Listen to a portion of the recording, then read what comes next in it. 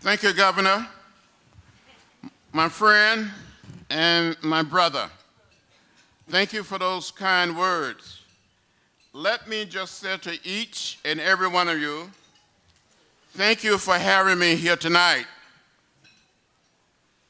I appreciate your hard work to make today's possible. Because you are convinced, you've been moved by what I call the spirit of history.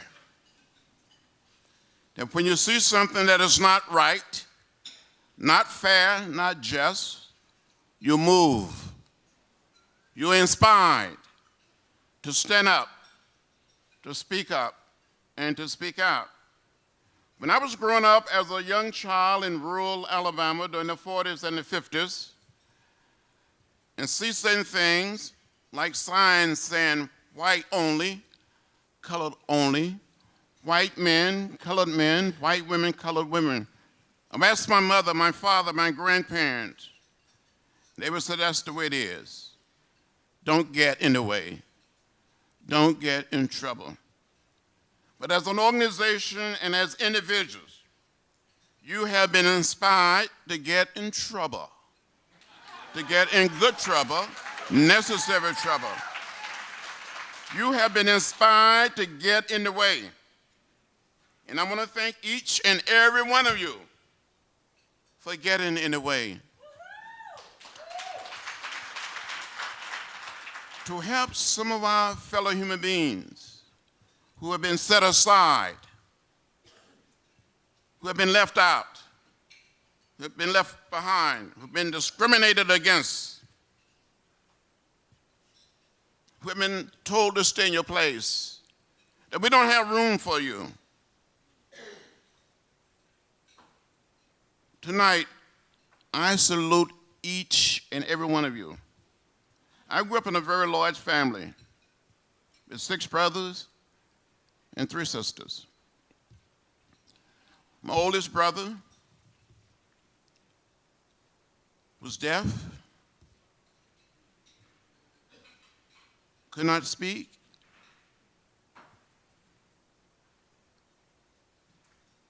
He lived and stayed with us each and every day.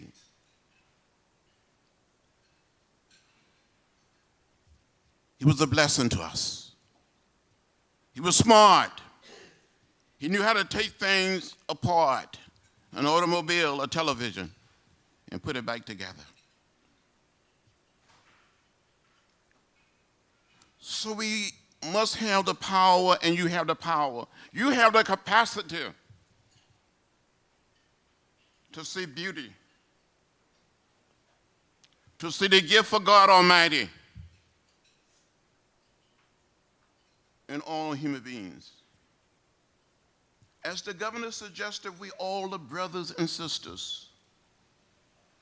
We who live on this planet, on this little spaceship we call the Earth, must continue to live together and play our role and play it so well that no one else can play it any better. I want to thank you. I don't need to preach to you tonight. The governor knows when I was a young child, I used to preach to chickens. And I think some of those chickens tended to listen to me much better than some of my colleagues listen to me today in the Congress.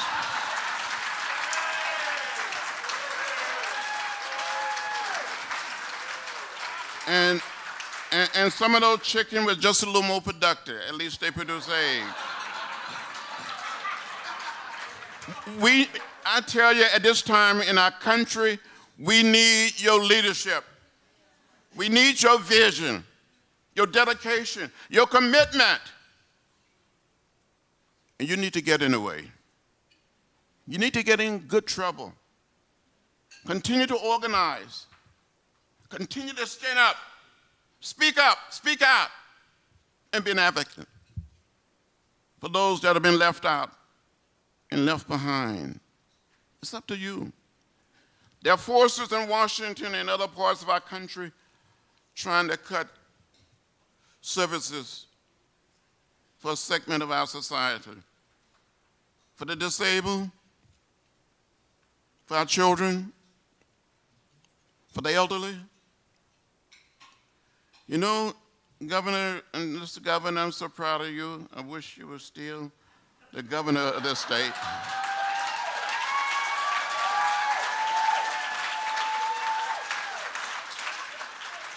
And Governor, I want to thank you for being you, for being a friend. Thank you for your leadership, and thank you for getting in the way. But in a few days back in Washington, we're going to be debating the budget. A budget says something about our values.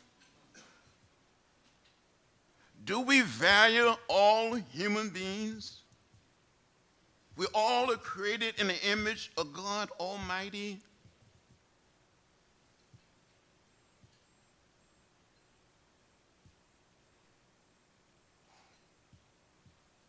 People have a right to be treated like they're children of God Almighty.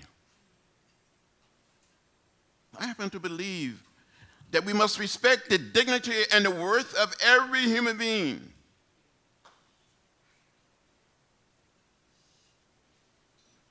If we fail to do that, history will not be kind to any of us.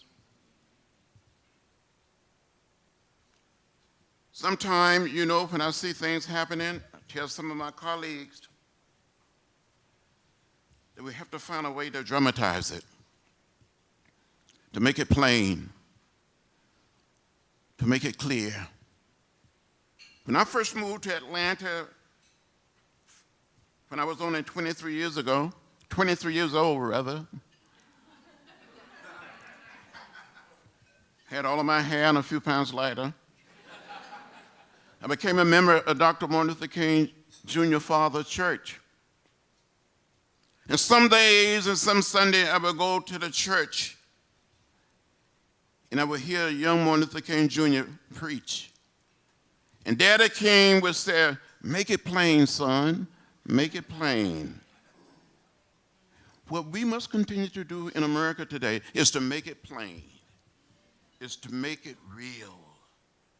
And sometimes you have to go and do things extraordinary. Some of you no doubt read where we had a sit-in on the floor of the House. More than 100 members occupied the House floor for more than 26 hours, trying to get the Speaker to do something about gun violence. If they brought forth a piece of legislation, we would have passed it, and President Barack Obama would have signed it into law.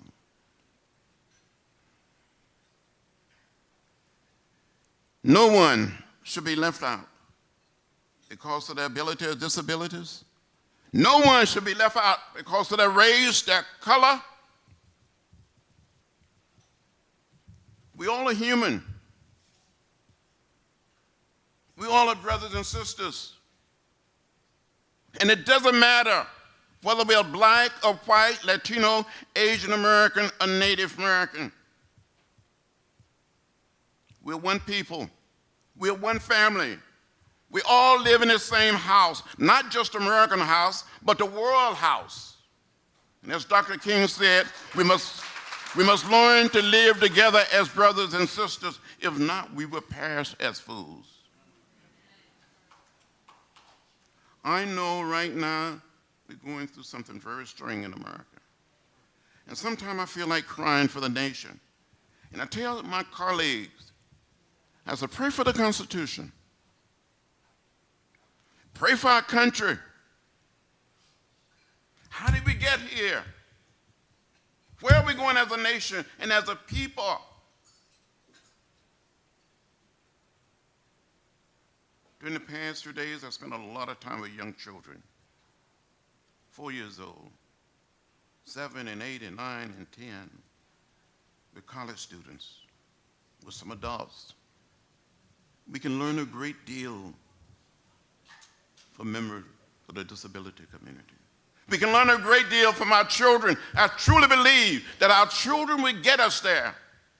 They will lead us to a better place. And they will help create the beloved community. They will help redeem the soul of America.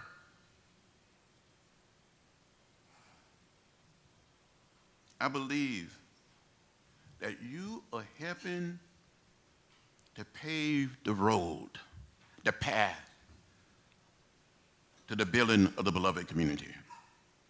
You're going to help redeem the soul of America, not just the soul of Georgia, the South, but America, and teach each and every one of them a lesson. And I said to you, never give up. Never give in. Never lose that sense of hope. You will have a great victory. And it will be a victory for all humankind. So don't be weary. Don't be down. Don't get lost in the sea of despair. Just keep pushing and keep pulling. It's all going to be okay. Thank you very much.